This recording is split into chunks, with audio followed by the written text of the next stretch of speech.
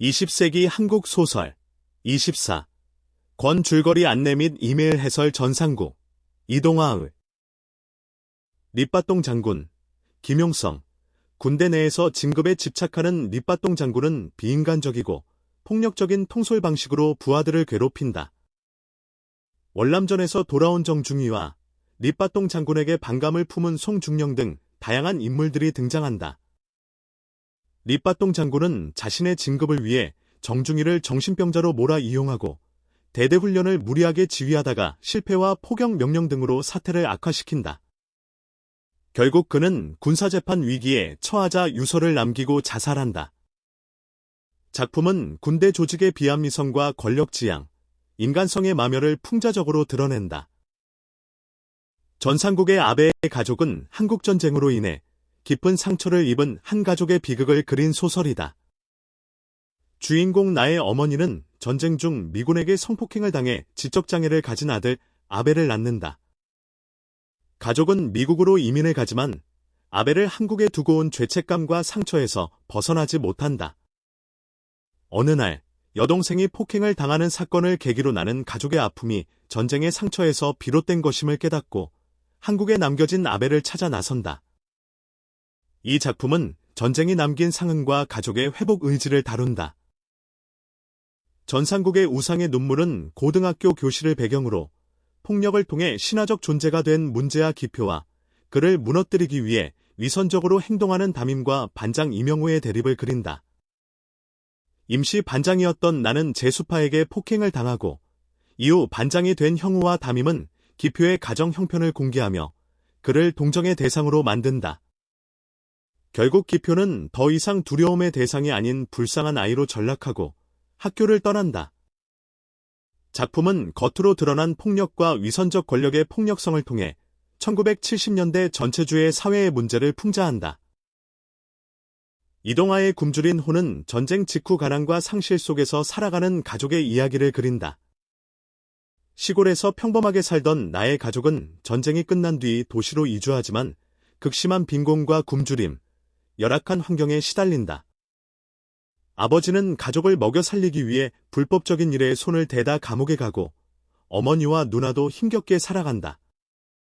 나는 도시에서의 고통스러운 삶과 시골에서의 행복했던 과거를 대비하며 전쟁과 가난이 남긴 상처와 가족 해체, 그리고 절망을 경험한다. 안녕하세요. 오늘은 당신께서 보내주신 자료, 이걸 바탕으로 1970년대 한국 문학의 중요한 작가들이죠. 김용성, 전상국, 이동화, 이 세 분의 작품 세계로 한번 깊이 들어가 보겠습니다. 네. 이 자료들이 공통적으로 다루는 게 폭력이라는 좀 묵직한 주제인데요. 세 작가가 각기 다른 시선으로 본 70년대 한국 사회, 그 폭력성과 인간 내면을 함께 좀 탐구해보면 좋겠습니다. 네, 그렇습니다. 그 70년대라는 시대가 참 전쟁 상흔도 아직 남아있고 분단 현실에 또 급격한 산업화 속 빈곤, 권위주의 정권의 억압, 정말 다양한 폭력이 사회 곳곳에 있었죠. 그렇죠. 당신께서 딱 주목하신 이 작가들이 바로 그 폭력이 개인의 삶을 어떻게 파고드는지 그 상처를 아주 예리하게 파헤친 분들입니다. 오늘 분석 통해서 그 통찰을 당신의 것으로 만드는 게 저희 목표죠. 좋습니다. 그럼 먼저 김용성 작가부터 시작해볼까요? 자료에서도 가장 인상 깊었던 게 역시 립바똥 장군이었어요. 군대 내 권력 남용, 이걸 아주 신랄하게 풍자했죠. 맞아요. 립바똥 장군. 이게 참 간결하면서도 힘있는 문체로요. 권력이라는 게 어떻게 인간성을 망가뜨리는지 그걸 아주 생생하게 보여줍니다. 당신 유신 체제 아래서는 금서가 될 정도였으니 비판의 수위가 어땠을지 짐작이 가시죠? 네네. 금서까지. 자료 분석을 보면요. 작가는 립바똥이라는 인물을 일부러 좀 단순화하고 과장해요. 그건 개인의 악마성을 넘어선 어떤 권력 그 자체의 속성을 드러내려는 의도였다. 이렇게 해석하고 있습니다. 자료를 보면서 특히 좀 흥미로웠던 게요. 립바똥 장군을 그냥 악당으로만 보는 게 아니라 어쩌면 시스템의 희생자일 수도 있다. 이런 시각이었어요. 아, 네. 중요한 지점이죠. 그 대사 있잖아요. 나처럼 잔인해질 수 있는 인간은 얼마든지 있지만 그게 그들의 죄가 아닙니다. 이 부분 좀 더 설명해 주실 수 있을까요? 바로 그겁니다. 김용성 작가의 진짜 날카로움은 그냥 권력자를 비판하는 데서 그치는 게 아니라 그 괴물조차도 사실은 시스템이 만들어낸 어쩌면 필연적인 결과물일 수 있다는 그런 섬뜩한 통찰에 있어요. 아, 가해자인데 동시에 피해자다. 그렇죠. 가해자에게서 피해자의 얼굴을 보게 만드는 거죠. 당신께서 주신 자료도 바로 이 지점을 강조하고 있고요.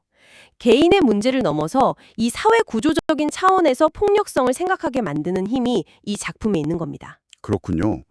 김용성이 이렇게 권력 구조 자체의 폭력성에 주목했다면 자료는 이제 전상국 작가로 넘어가면서 그 폭력이 개인에게 남긴 상처, 특히 전쟁 트라우마 이쪽으로 좀 초점을 옮기는 것 같아요. 유년기 전쟁 경험이랑 또 교직 생활이 작품에 깊이 녹아 있다고요? 네, 맞습니다. 전상국 작가에게 전쟁은 그냥 지나간 과거가 아니에요. 여전히 현재 진행형이고 개인의 영혼을 계속 파괴하는 어떤 실체죠. 분단 문학의 중요한 작가로서 이념 대립이 낳은 비극, 그 후유증을 정말 집요하게 파고듭니다. 예를 들면 아베의 가족 같은 작품은 전쟁 중에 여성에게 가해진 성폭력 문제를 정면으로 다뤄요.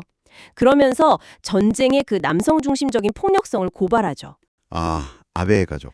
네, 아베라는 인물 자체가 잊고 싶지만 외면할 수 없는 우리 역사의 상처, 그걸 상징하는 셈입니다. 교직 경험이 담긴 우상의 눈물 이야기도 빼놓을 수 없겠죠.